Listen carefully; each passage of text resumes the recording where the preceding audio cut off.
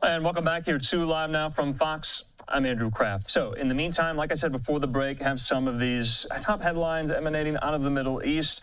Also, our eyes are focused on the UN General Assembly taking place next month there in New York City. It always takes place each and every September, and there's a lot of politics that goes into pulling it off here. But like I said, well, let's hear from Fox News correspondent Alex Hogan about where the war stands between Israel and Hamas there in Gaza.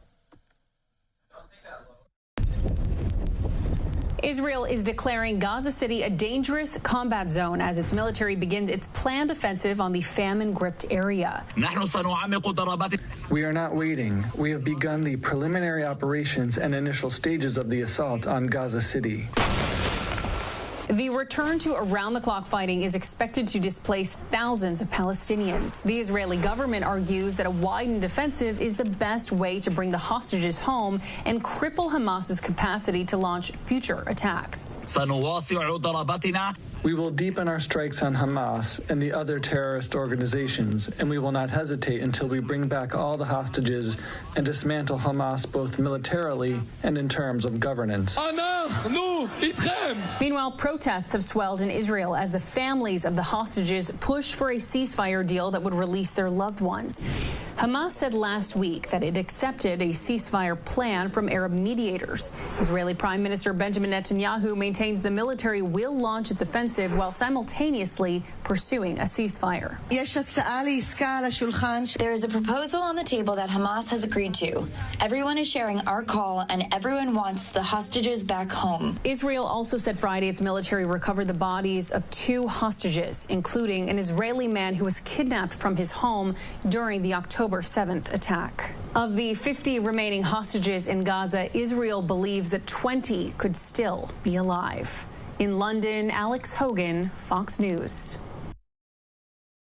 Alex, thanks so much. Let's bring into the conversation Hal Kempfer, national security analyst and expert and retired Marine intelligence officer. He joins me. Hal, you and I have talked about this war for almost 2 years straight here. A renewed offensive there in Gaza City by the Israelis. What's the end goal? What's the aim? Andrew, what they're trying to do is that, well, first off, they're putting tremendous pressure on Hamas. They're trying to get more concessions from them in whatever ceasefire agreement is made. And of course, at the end state, they don't want Hamas to remain as a terrorist organization, a military organization, a paramilitary organization, and they don't want Hamas to remain as a governing organization in Gaza. All of those things go back to the very core of what Hamas perceives itself as being.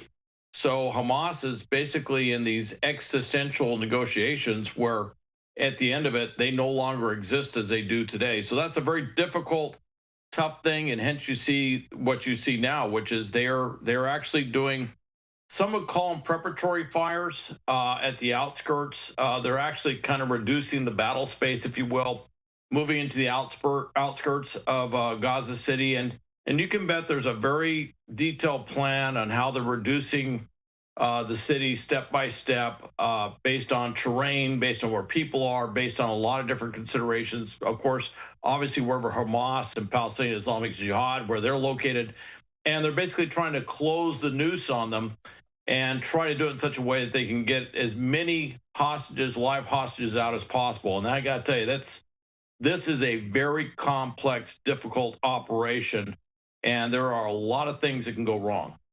So what if Hamas, realizing the Israelis are successful in this mission, what if they decide to just kill the living hostages they still have in captivity? Isn't that the concern? I mean, isn't that the grave threat here? I mean, Israel's taking a risk, right? That is an absolute, real possibility, I would say probability, if you will, that if cornered, that their captors will turn around and kill the hostages. And certainly, as you've seen what Hamas has done to date, there's absolutely no reason to think that they wouldn't do that. That would probably be, I'm not saying the rules of engagement, but that might be something they have as a standing order, which is if you cannot, if you're cornered and there's no way out, kill the hostages and then martyr yourself, and as they would put it. And that's probably what they will try to do. That's why the Israelis are working on this plan the way they are. And, we see the overt stuff. I mean, we see the stuff they talk about that they're doing these artillery missions, these airstrikes and other things.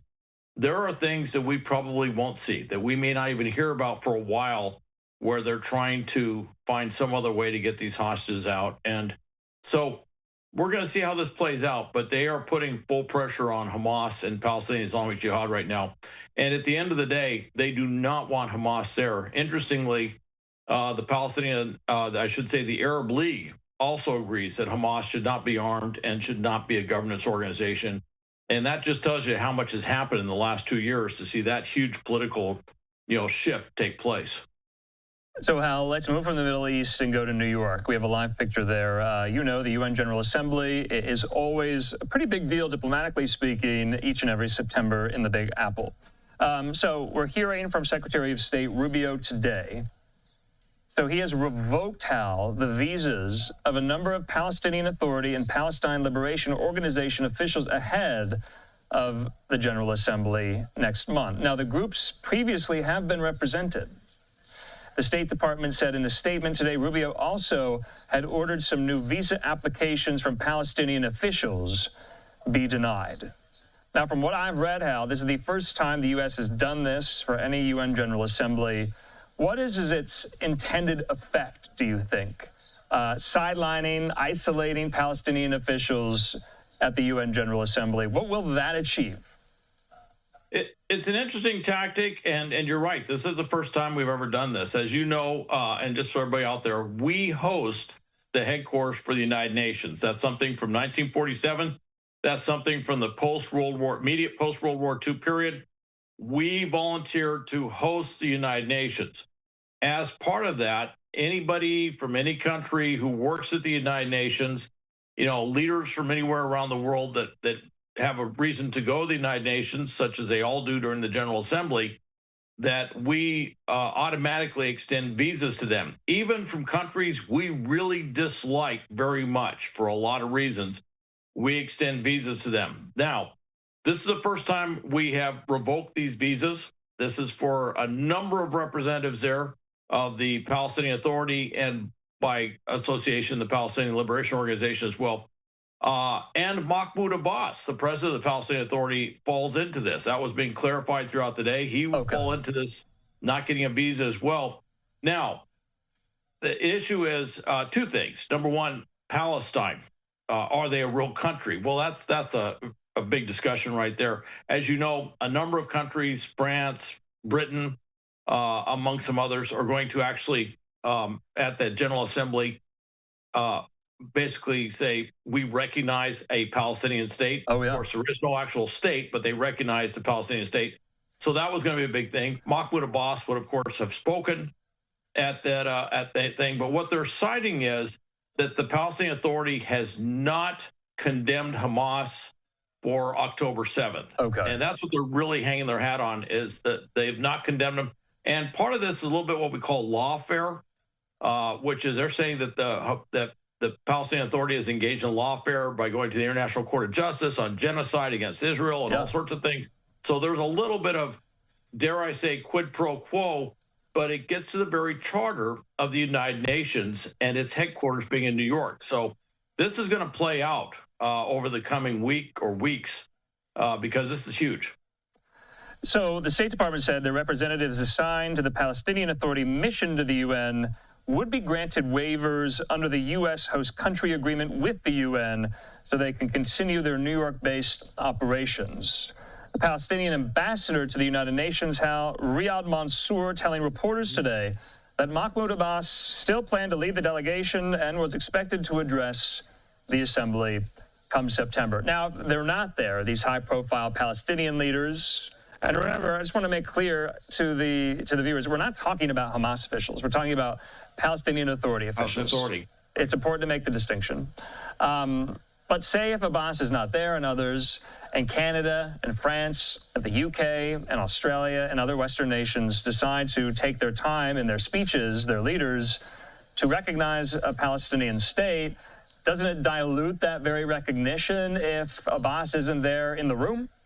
I think that's very much the intent. That's exactly what the U.S. and certainly Israel are doing. And you have to remember, every day the U.S. and Israel is getting beat up in the Security Council meetings, where we're the lone votes, if you will, on a number of different things. So this has been a very painful episode for the U.S. in the United Nations because of all the international things going in what's being referred to as lawfare against Israel. So there is a lot of this.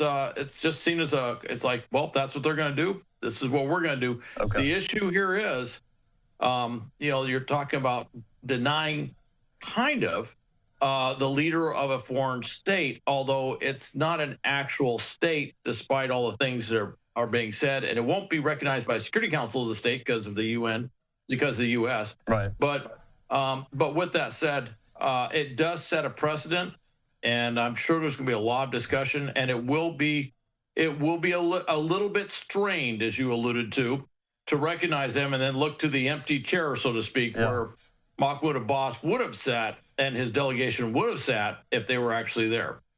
Yeah, the State Department also suspending a program that had allowed injured Palestinian children from Gaza to come to the United States for medical treatment. So no visas for that either. So we'll just have to watch this space as this war goes on. Hal Kempfer, as always, I always say thank you so much. Your insight is so invaluable. It's been invaluable to me over the last 5 years. I've learned so much from you. I think our viewers know this is my last night on Live Now. So cheers to you, Hal. I just want to make this very clear. This is going to be my last interview on Live Now with you. That's it. I've put my foot down. If you call Monday and say do a live interview with me, I'm not answering the phone. That's just all there is to it. So, hey, you have done an amazing job, and I have to tell you, you are a talent by what we mean in the news business, and it's been an absolute pleasure. And I'm wishing you, I know you're going to have great success in your next endeavor. Thank you. Which, of course, is still top secret, and nobody's allowed to know about it. But I'll give them a hint. You're moving from Phoenix, and I'll leave it at that. So I don't know why you want to move from Phoenix this time of year, but anyway. Yeah, and Hal, like I said, the viewers have just really come to know you. We speak to you every day, and you've educated them, you've enlightened them, you've helped to make this world that is so complex. You've clarified it for them, and so we appreciate that, Hal. And it's we'll leave it at that. Okay, well, thank you, Andrew, and hopefully I'll be talking to you at some point in the future. Hopefully. All right. I think so. Thanks, Hal. I think so. Okay.